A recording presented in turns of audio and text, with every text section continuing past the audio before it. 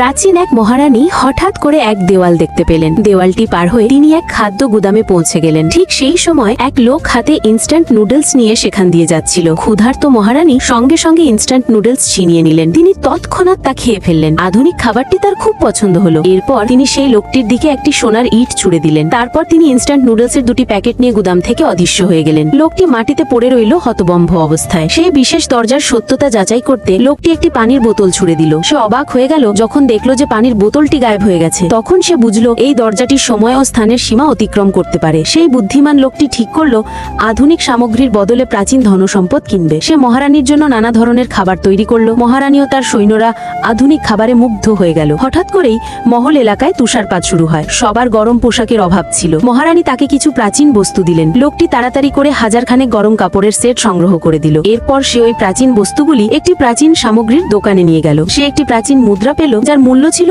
$1 কোটি।